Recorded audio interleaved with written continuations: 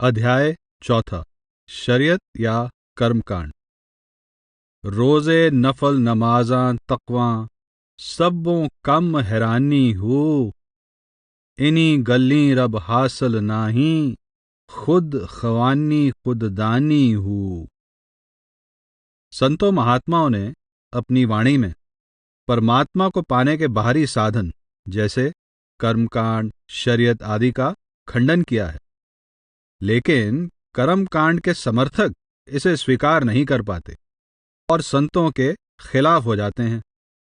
महात्माओं की वाणी की गहराई को खुले दिल से विचार करने पर यह बात आसानी से समझ में आ जाती है कि संत महात्मा बाहरमुखी साधनों या कर्मकांड का खंडन केवल खंडन या बेवजह विरोध करने के लिए नहीं, बल्कि जीव को सब भ्रमों से मुक्त करके प्रभु प्राप्ति के सच्चे मार्ग पर लाने के लिए करते हैं। वे परमात्मा की ओर से दुनिया में सच का पैगाम लेकर आते हैं, जीवों को सच के साथ जोड़ने के लिए आते हैं। जो कुछ भी वे कहते और करते हैं, इसी मकसद को पूरा करने के लिए होता है। इसके लिए वे अपनी जान तक की कुर्बानी देने से भी नहीं झिझकते हैं।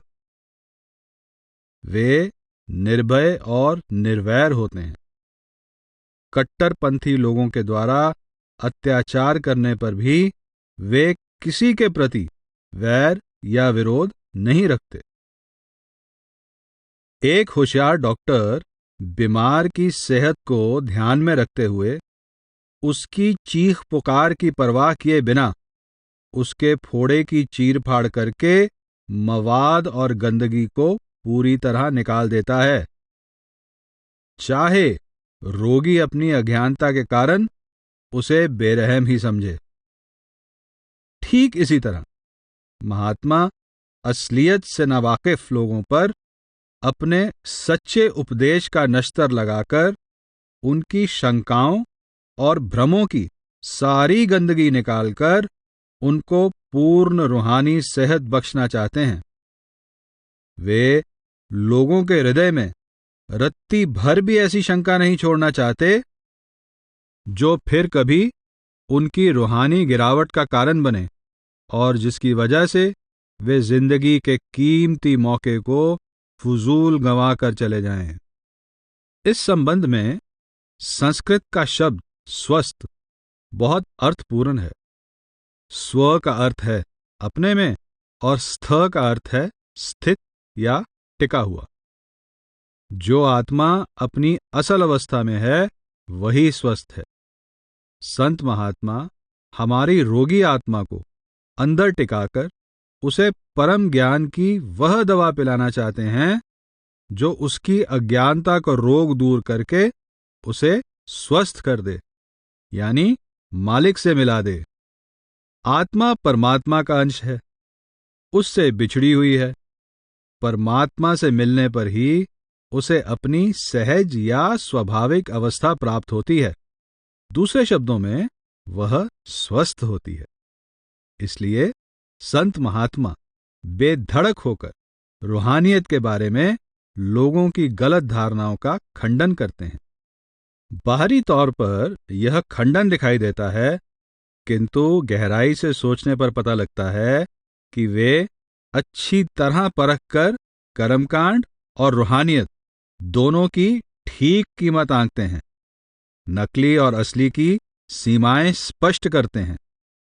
जो चीज 10 पैसे की है पर अज्ञानता में 1 रुपए की समझी जा रही है, उसे 10 पैसे की कह देना उसकी कीमत गिराना नहीं, बल्कि उसकी सही कीमत आंकना है।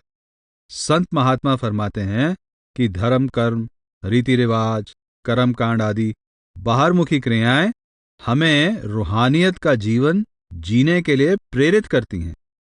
यह सब अपने आप में रूहानियत नहीं है। यह तो रूहानी शिक्षा के क्षेत्र में केवल बच्चों की एक पाठशाला की तरह है, जहां पर अधिकतम उपलब्धि केवल रूहानियत का अनुभव प्राप्त करना है। रूहानी अनुभव एक आम इंसान को दिव्य बना देता है। वो उसे कभी न खत्म होने वाले जन्म मरण के चक्कर से छुटकारा दिला देता है। ऐसी भावना को लेकर अन्य संतों महात्माओं की तरह हजरत सुल्तान बाहू ने भी शरीयत के अलग अलग पहलुओं पर अपने विचार जाहिर किए हैं। आप अंदर की खोज छोड़कर बाहर शरीयत के साधनों में उलझने को व्यर्थ बताते हैं। परमात्मा के भक्त जिन्हें अपने अंदर रूहानी दौलत मिल जाती है, वे इन बाहरी कर्मकांडों की परवाह नहीं करते। आप जोरदार और साफ लफ्जों में कहते हैं कि किसी भी बाहरी साधन के जरिए परमात्मा को हासिल नहीं किया जा सकता। ना वह 7वें आकाश पर बैठा है, ना मक्के में है, ना धार्मिक पुस्तकों में से मिल सकता है, और ना ही मेहराब में नमाज पढ़ने से। चाहे मनुष्य लंबी यात्राएं करके गंगा आदि पवित्र नदियों में स्नान करे और तीर्थों में घूमता रहे, उसे परमात्मा की प्राप्ति नहीं हो सकती। आप फरमाते हैं, ना रब अर्श मु अल्लाह उत्तो, ना रब खाने काबे हू, ना रब इलम किताबी लब्बा, ना रब विच मेहराबे हू, गंगा तीरथ मूल न मिलया, पेंडे बेहिसाबे हू। एक और जगह आप फरमाते हैं, नफल नमाजा कम जनाना, रोजे सरफा रोटी हू, मक्के देवल सोई जांदे, करों जना तरोटी हू, उचियां बागां सोई देवन, नीयत जिना दी खोटी हू, की परवाह तिना नू, जिना घर विच लद्दी बूटी हू। बाहू साहब के इन विचारों का समर्थन ख्वाजा हाफिज के कलाम में भी मिलता है। वे कहते हैं, तू काबे के चारों ओर कब तक चक्कर लगाता रहेगा? ये ख्याल अपने दिल से निकाल दे। अगर तू अपनी जात को पहचान ले तो रब को भी पहचान लेगा। इसी तरह की तालीम देते हुए ख्वाजा मोइनुद्दीन चिश्ती फरमाते हैं, अगर तू एक पल के लिए भी अपनी हस्ती के अंदर झांक सके तो यह 100 साल तक हर रोज रोजा रखने और हर रात नमाज पढ़ने से बेहतर है। साईं बुल्ले शाह भी धर्म के बाहरी साधनों को नकारते हुए अंदरूनी खोज पर जोर देते हैं। आप कहते हैं, पाठ नमाजा ते चिक्कड़ रोजे, कलमे ते फिर गई स्याही, बुल्ले शाह शौ अंदरों मिलया, पुल्ली फिरे लोकाई। हजरत बाहू की तरह आप कहते हैं कि धर्म के बाहरी साधनों से परमात्मा को ढूंढा नहीं जा सकता। ना खुदा मसीते लबदा, ना खुदा विच काबे, ना खुदा कुरान किताबां, ना खुदा नमाजे, ना खुदा में तीरथ डिठा, एवें पैंडे चागे। हजरत बाहू फरमाते हैं कि बाहरमुखी साधनों का असल मकसद तो मालिक के लिए प्रेम और इश्क पैदा करना है, पर इंसान इन बाहरी साधनों के जरिए अपने आप को इस संसार में ही उलझाए रखता है। आप फरमाते हैं कि ज़बानी जिक्र यानी सिमरन व्यर्थ है, अर्थहीन है, अगर अंदर से हृदय मालिक के प्रेम में नहीं पिघला और उस प्यारे यानी परमात्मा से मिलाप नहीं हुआ। आप अफसोस प्रकट करते हैं कि अज्ञानी लोग भक्ति और इश्क की ओर से तो मुख मोड़ लेते हैं, पर हठ योग के साधनों के जरिए शरीर को कई प्रकार के दुख देकर भभूत मलकर मालिक को प्राप्त करना चाहते हैं। आप कहते हैं, कल्ब न हिल्या ताकि होया, होया जिक्र जबानी हू, कल्बी रूही मख्फी सिर्री, सबे राह हैरानी हू, शाह रगतों नजदीक जो रहंदा, यार न मिलया जानी हू। एक और जगह आप कहते हैं, इश्क दी जात मनींदे नाही, सांगा चल तपीणे हू, अंग बबूत मलींदे डिथे, सै जवान लखीणे हू। इसी संबंध में आपकी नीचे दी गई बात बाहरमुखी यानी शरई मजहब की पैरवी करने वालों के लिए एक जबरदस्त चुनौती है। आप कहते हैं कि इश्क की खातिर अगर दीन ईमान भी जाता है तो जाने दो, खुशी से काफिर बन कर रहो, मुसलमान होते हुए भी बेशक गले में जनेऊ डालकर मंदिर में डेरा लगा लो। मक्का हो या मस्जिद हो या कोई और जगह जहां अपने महबूब का दीदार ना हो, वहां सजदा करने यानी परमात्मा के आगे सिर झुकाना या कलमा पढ़ने का कोई फायदा नहीं। गया ईमान इश्के दे पारों, होके काफर रहिए हूँ। घत जुनार कुफर दा गल विच, बुत खाने विच बहिए हूँ। जिस जा जानी नजर न आवे, सजदा मूल न दहिए हूँ। जाकर जानी नजर न आवे, कलमा मूल न कहिए हूँ। मालिक के प्यार को इन सारे बाहरी साधनों से ऊंचा दर्जा देते हुए आप अपनी फारसी रचना दीवाने बाहू में दिलेरी के साथ कहते हैं कि ये बाहरी भेष, धार्मिक चिन्ह, अपनी खुदी और संसार के लिए कशिश सब मालिक के मिलाप में रुकावटें हैं। इसलिए इनके नष्ट होने में ही मालिक के आशिक यानी प्रेमी की भलाई है। आपका वचन है, दिल में ख्याल आता है कि फकीरी चोगा फाड़ दूं, तस्बीह यानी माला को तोड़ दूं, मुसल्ला फूंक दूं, लकड़ी की लाठी फेंक दूं, गुदड़ी के टुकड़े टुकड़े कर दूं, अपनी अलग हस्ती को मिटा दूं और इस तरह बाहरी दुनिया को फना कर दूं। आप कहते हैं कि मैं शरीयत से बंधे धर्म की किसी भी उच्च पदवी का दावेदार नहीं हूं, ना ही दोजख यानी नर्क और बहिश्त यानी स्वर्ग में मेरी दिलचस्पी है, और ना ही मैं रोजे रखता और नमाज पढ़ता हूं, क्योंकि अगर परमात्मा से मिलाप नहीं हुआ तो यह सब कुछ फजूल है। आप कहते हैं, ना मैं आलिम, ना मैं फाजिल, ना मुफ्ती, ना काजी हूँ, ना दिल मेरा दोज़ख्ते, ना शौक बहिश्ती राजी हूँ।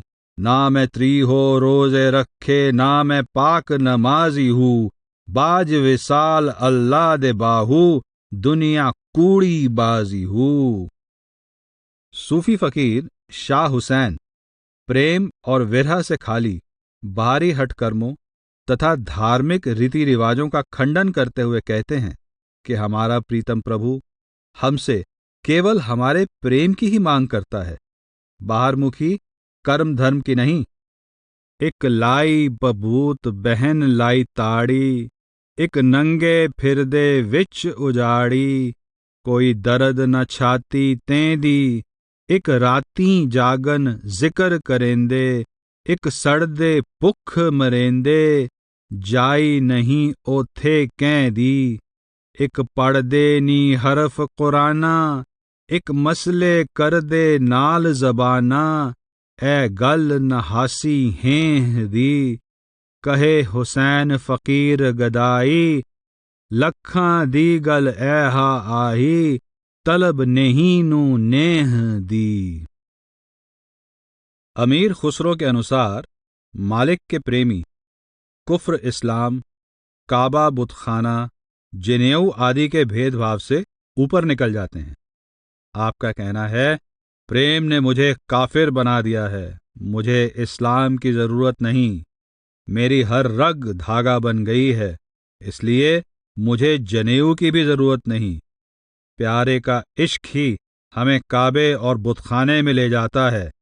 उस दोस्त के आशिक को इस बात की परवाह नहीं कि काबा और बुतखाना क्या होते हैं।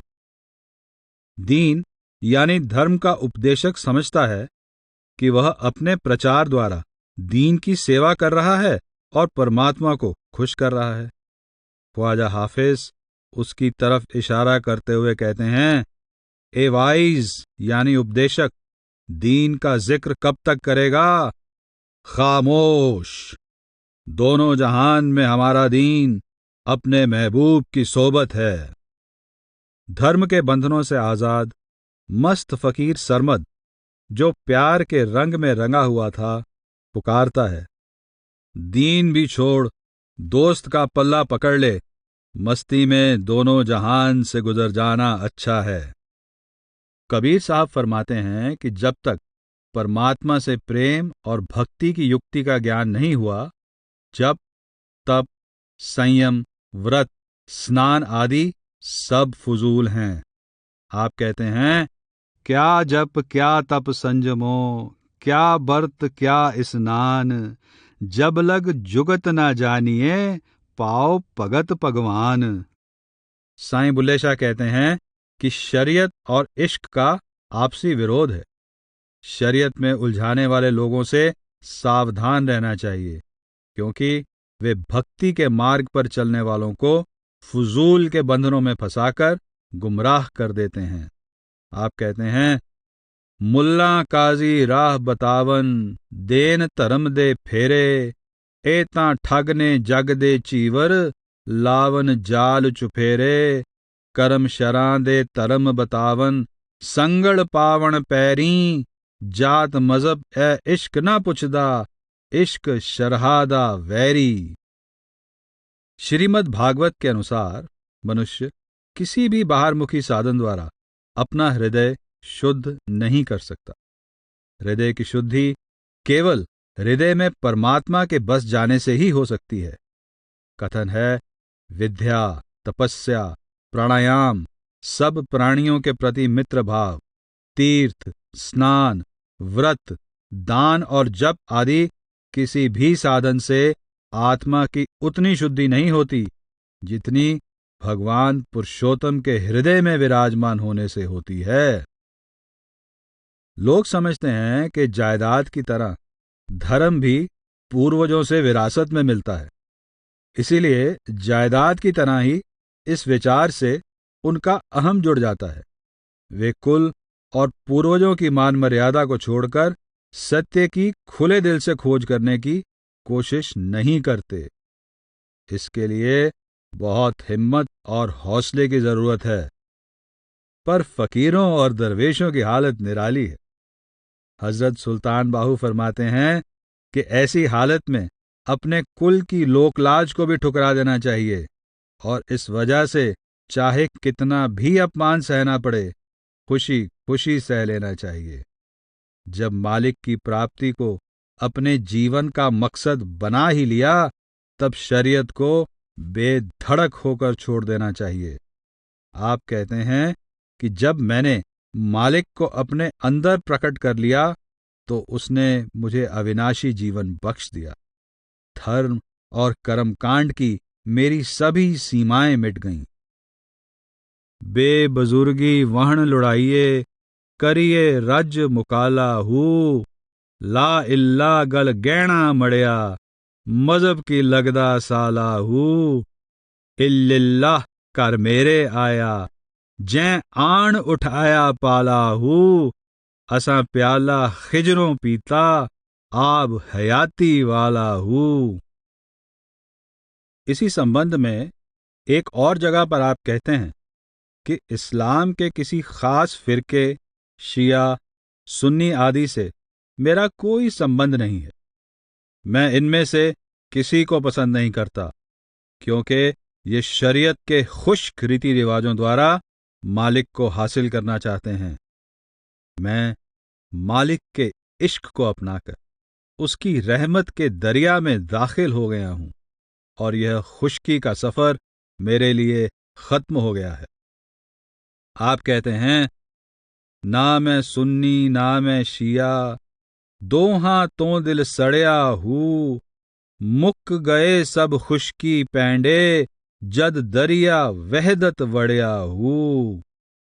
ये विचार अन्य कई महात्माओं, फकीरों और दरवेशों ने भी प्रकट किए हैं।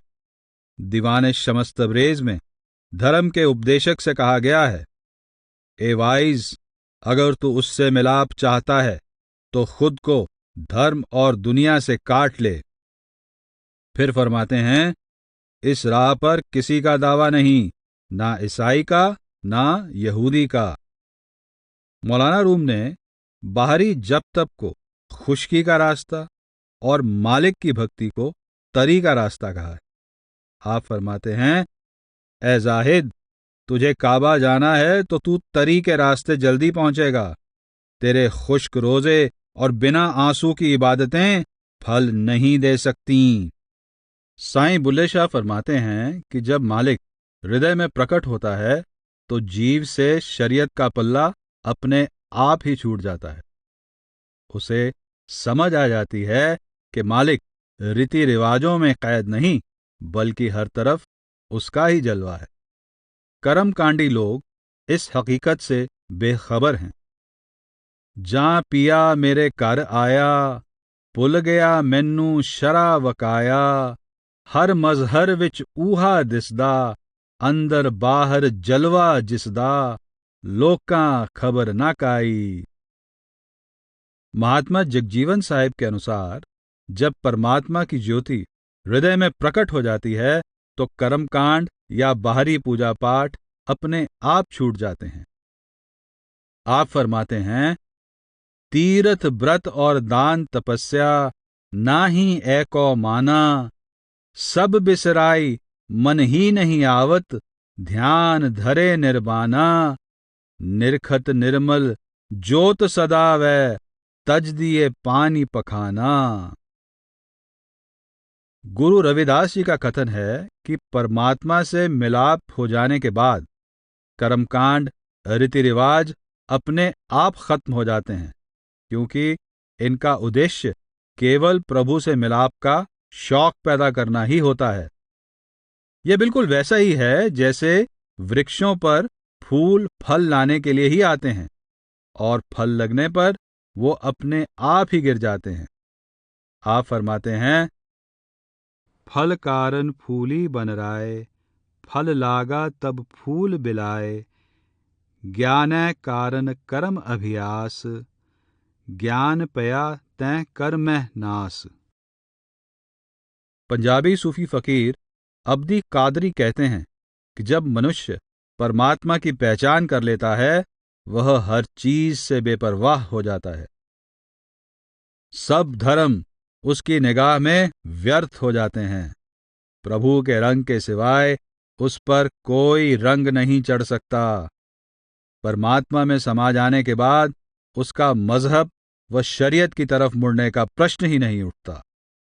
मीम, मौला नू जदों पछाण बंदा, होया साफ सफा मलंग यारा, एक से डीक ही सारियां मजहबां नू, पीता घोल के उस निशंग यारा, होया उसदा रंग जां सिबगातुल्ला, चढ़े उसते होर ना रंग यारा, अबदी परत के फेर ना मूल आवण, गईयां हड्डियां विच चों गंग यारा। हजरत सुल्तान बाहू इस बात पर खास जोर देते हैं कि जब तक मन में खोट है और मन भक्ति के द्वारा निर्मल नहीं हुआ, केवल शरीयत के रीति रिवाजों का पालन करने से जीव का भला नहीं हो सकता।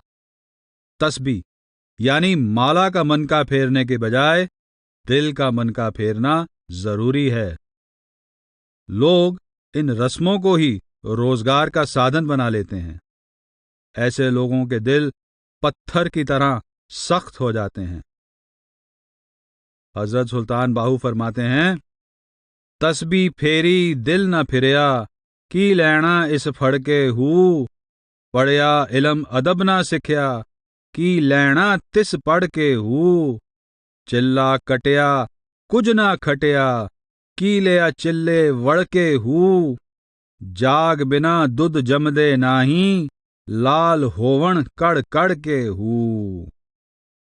एक और जगह आप फरमाते हैं, तस्बी दा तू कसबी होयों, दम मारे संग वलियां हू, दिल दा मणका इक ना फेरें, गल पावें पंज वीहां हू, देण गया गल कोटू आवे, लैण गया चुट शीहां हू, पत्थर चित्त जिना दे, ओथे जाया वसना मीहां हू। इसी विषय में आप एक और जगह पर कर्मकांड का मजाक उड़ाते हुए कहते हैं कि बाहरमुखी रस्में जैसे सरोवरों में स्नान करना, सिर मुंडाना वगैरह व्यर्थ हैं, इनसे रब नहीं मिल सकता। वह जब भी मिलेगा भक्ति द्वारा मन को निर्मल करने से ही मिलेगा। आप फरमाते हैं, जे रब नात्यां तोत्यां मिलदा, मिलदा डडुआं मच्छियां हू।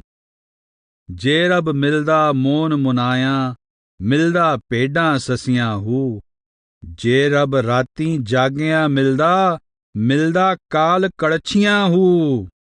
जे रब जतियां सतियां मिलदा, मिलदा डांडां खसियां हू। रब उन्हां नूं मिलदा बाहू, नीतां जिन्हां अच्छियां हू। यानी अगर नहाने से परमात्मा मिलता तो मेंढकों और मछलियों को जरूर मिल जाता, अगर सिर मुंडाने से मिलता तो भेड़ों बकरियों को मिल जाता, रात में जागने से उसको हासिल करना मुमकिन होता तो चमगादड़ों को जरूर मिल जाता, अगर ब्रह्मचार्य का पालन करने वाले उसे पा सकते तो वह नपुंसक बैलों को जरूर मिल जाता। परमात्मा की प्राप्ति तो सिर्फ अंतर्मुखी अभ्यास द्वारा मन के निर्मल होने पर ही होती है। कबीर साहब भी बाहू साहब की तरह कर्म कांड पर चोट करते हुए कहते हैं कि अगर नहाने से मुक्ति होती हो तो मेंढक की मुक्ति जरूर हो जानी चाहिए। यदि नंगा रहने से परमात्मा हासिल होता तो जंगल के सभी हरिण मुक्त हो जाने चाहिए। इसी प्रकार अगर सिर मुंडाने से मालिक मिलता है तो भेड़ों को जरूर मिल जाता। यति सती यानी ब्रह्मचारी होने से कोई भवसागर को पार कर सकता तो नपुंसक जरूर तर जाते। आप कहते हैं, जल कै मज्जन जे गत होवे, नित नित मेंढक नावे। एक और जगह आप कहते हैं, नगन फिरत जौ पाइये जोग, बन का मिरग मुकत सब होग। एक और जगह आप कहते हैं, मूंड मुंडाए जौ सिद्ध पाई, मुक्ति पेड़ न गैया काई। बिंद राख जौ तरिये पाई, खुसरे क्यों न परम गत पाई। पलटू साहब कहते हैं कि धर्म पुस्तकों को पढ़ने सुनने से विषय वासना दूर नहीं होती, ना मान मर्यादा और बड़ाई का ख्याल मन से निकलता है, बल्कि उल्टा असर होता है और जीव इनके मोह में और भी फंसता चला जाता है। नित उठ सुने पुराण, थसे बैराग ना। विषय बासना लीन, छुटे वह दाग ना। छुटे नहीं मरजाद, बड़ाई खात है। अरे हां पलटू ज्यों ज्यों सुने, पुराण अधिक लपटात है।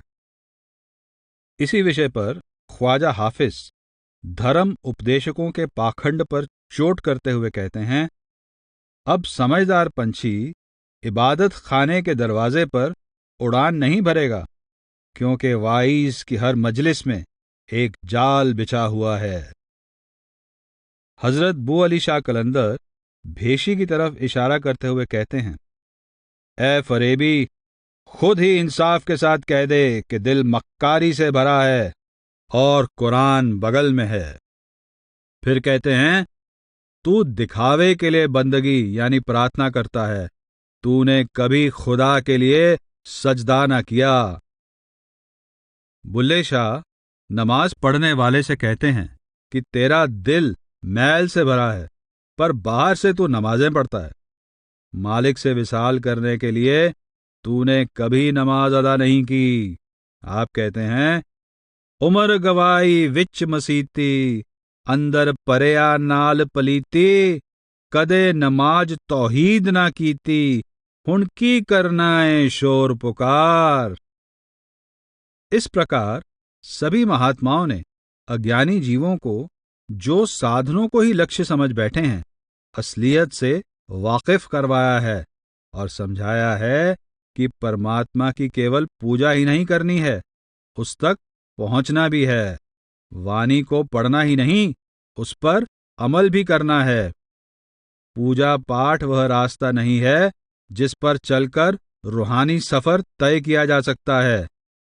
धर्म को सही तौर पर समझना आंतरिक आनंद को प्राप्त करना है। यह प्राप्ति आंतरिक खोज पर निर्भर है। शरीर को कर्मकांड और हठ क्रियाओं से तबाह नहीं करना, बल्कि अभ्यास द्वारा बिलोना है। संतों ने आंतरिक अभ्यास की तुलना दूध बिलौने के साथ की है, क्योंकि इसमें शरीर में फैली आत्मा को समेटकर आंखों के केंद्र पर लाया जाता है, जहां से प्रभु के धाम की यात्रा शुरू होती है। अंदर खोजना और परमात्मा को पाकर उसमें लीन हो जाना ही जीवात्मा का अंतिम लक्ष्य है। इसकी पूर्ति में ही आनंद की प्राप्ति है। इस प्राप्ति के संबंध में हजरत बाहू आगे फरमाते हैं कि धर्म के बाहरी साधन मनुष्य का मन निर्मल नहीं कर सकते, और मन के निर्मल हुए बिना मालिक से मिलाप नहीं हो सकता, चाहे मनुष्य सारा जीवन इन साधनों में लगा रहे। जब तक मनुष्य परमात्मा के साक्षात दर्शन करके उसकी हुजूरी में जाकर अपनी हस्ती को उसकी हस्ती में मिला नहीं देता, उसकी मुक्ति नहीं हो सकती। बाज हजूरी नहीं मंजूरी, पे पड़न मांग सलाता हूँ, रोजे नफल नमाज गुजारन, पे जागण सारियां राता हूँ। बाजों कलब हजूर न होवे, पे कड्डन सै जकाता हूँ। बाज फना रब हासिल नाही, ना तासीर जमाता हूँ। सूफी फकीर मगरिबी साहब का कथन है, हम तस्बीह यानी माला के दाने गिनने के सिलसिले में से निकल आए हैं। मुर्शद की गली में दाखिल होकर हम अपनी सीमित हस्ती में से निकल आए हैं। जब हमने अपनी हस्ती को छोड़ दिया तो हम कुल हस्ती बन गए। मालिक से मिलाप करने की हमारी हर प्रकार की बाहरमुखी कोशिशें, जिनमें शरीयत भी शामिल है, असल में हमारे अहम या अलग हस्ती के ही प्रकट रूप हैं। फकीर सरमद फरमाते हैं कि अगर तू इन सब को त्याग दे तो तू उस परमात्मा का ही रूप बन जाए। आप कहते हैं, अपनी हर तरह की बाहरमुखी कोशिशें जब छोड़ दी तो खुदा का नूर हर जगह प्रकट हो गया। अगर तू उसे पाना चाहता है तो खुदी को छोड़ दे, फिर तू सर से पैर तक उसका ही नूर देखेगा। साईं बुल्ले शाह तो स्पष्ट कहते हैं कि हज और तीर्थ यात्रा करने से जीवन का असली मकसद, जो मालिक का विसाल है, पूरा नहीं होता। यह मकसद केवल अपनी अलग हस्ती को खो देने से ही पूरा हो सकता है। आप फरमाते हैं, मक्के गया गल मुकदी नाही, जीचर दिलो न आप मुकाइये। गंगा गया गल मुकदी नाही, पावें 100 गोते लाइये। गया गया गल मुकदी नाही, पावें कितने पिंड पराइये। बुल्ला शाह गल ताइयों मुकदी, जद मैनू खड़े लुटाइये। हजरत बाहू रूहानी राह पर चलने वालों को यह जरूरी हिदायत देते हैं कि उनको शरीयत और धर्म के रखवालों से अपने आप को छिपा कर रखना चाहिए, नहीं तो आलिम, फाजिल, पंडित और मौलवी उनकी इबादत में रुकावट डालेंगे। कर्मकांड और धार्मिक रीति रिवाजों के दरवाजे बड़े हैं, जबकि फकीरी का रास्ता, परमात्मा का मार्ग बारीक है, तलवार की धार है। आम लोग बड़े दरवाजे में से होकर जाना चाहते हैं। कोई बिरला परमात्मा का आशिक ही संकरे रास्ते जाने की हिम्मत करता है। उसे चाहिए कि धर्मशास्त्र के विद्वानों और शरई लोगों से छिपकर निकले तथा कर्मकांड के झगड़ों से बचकर मालिक का राज प्राप्त करके अपने उस असली घर में जाकर बस जाए, जहां कोई झगड़ा नहीं, जहां किसी और का दखल नहीं। आप फरमाते हैं, शरियादे दरवाजे उच्चे, राह फकरदा मोरी हूँ, आलिम फाजल देण न लंगण, जो लंगे सो चोरी हूँ। पुट पुट इट्टां वट्टे मारन, दर्द मंदां दे खोरी हूँ। राज माहीदा आशिक जानन, जानन की अथोरी हूँ। एक और जगह आप फरमाते हैं, मजहबां दे दरवाजे उच्चे, राह रब्बाना मोरी हूँ।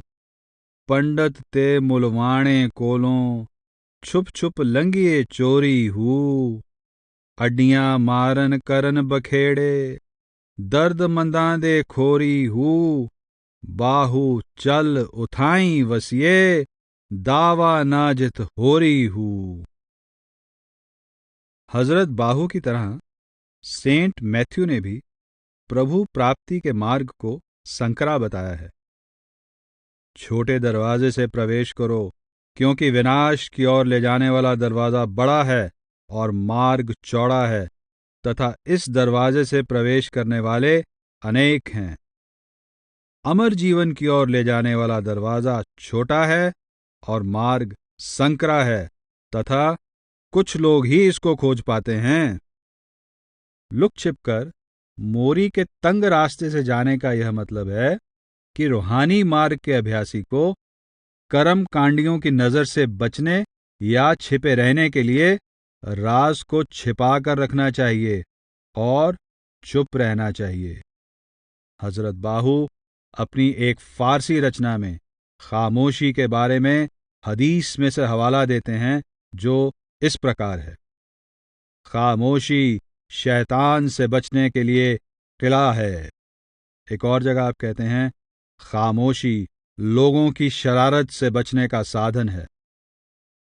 मौलाना रूम मसनवी में फरमाते हैं, अगर सुनने वाला नहीं तो खामोशी बेहतर है, जो हकदार नहीं उससे यह राज छिपाना ही बेहतर है।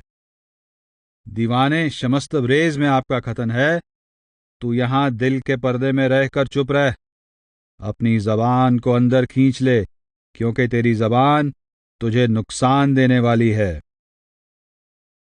साईं बुल्ले शाह सावधान करते हैं कि रूहानी भेद छिपाना जरूरी है।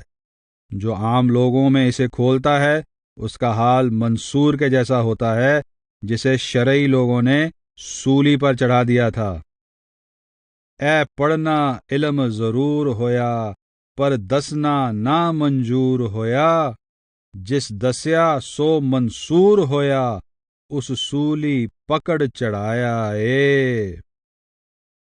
एक सूफी फकीर कहते हैं कि फकीर को अपने दुश्मनों से बचने के लिए अपना भेद छिपा कर रखना चाहिए। संसार में बहरे और गूंगे बनकर रहना चाहिए, ताकि कोई पहचान न सके। जे जबान थी भेद न कहिए, मत जालम दुश्मन वस पइये, सुम्मन बुकमुन होके कहिए, ना कोई दुनिया विच पछाणी। योग तत्व उपनिषद में उपदेश है कि अभ्यासी को आम लोगों के सामने पागल, अंधे और बहरे की तरह रहना चाहिए और अपनी सामर्थ्य को हर तरह से गुप्त रखना चाहिए। फकीरी की राह को मुश्किल और तंग इसलिए कहा गया है कि इस पर चलते हुए जहां अंदर मन से जबरदस्त लड़ाई करनी पड़ती है, वहां बाहर भी आम लोगों और कर्मकांडियों के विरोध का सामना करना पड़ता है। इसलिए फकीरों ने राज को छिपाकर रखने का उपदेश दिया है। सारांश में संतों, महात्माओं और फकीरों का उपदेश ये है कि जीव का उद्धार कर्मकांड या शरीयत के अलग अलग तरीकों को अपनाकर या बाहरी रीति रिवाजों का पालन करके नहीं, बल्कि प्रेम और भक्ति के द्वारा परमात्मा से मिलाप करके और अपने अहम यानी हौमे को मिटाकर ही हो सकता है। जहां भक्ति जीव को अंदर मालिक की ओर ले जाती है, वहां बाहरी साधन उसको बाहर ही बाहर भटकाते हुए मालिक से दूर रखते हैं, उसकी अलग हस्ती को बनाए रखते हैं तथा उसके और मालिक के बीच और ज्यादा दूरी पैदा करते हैं।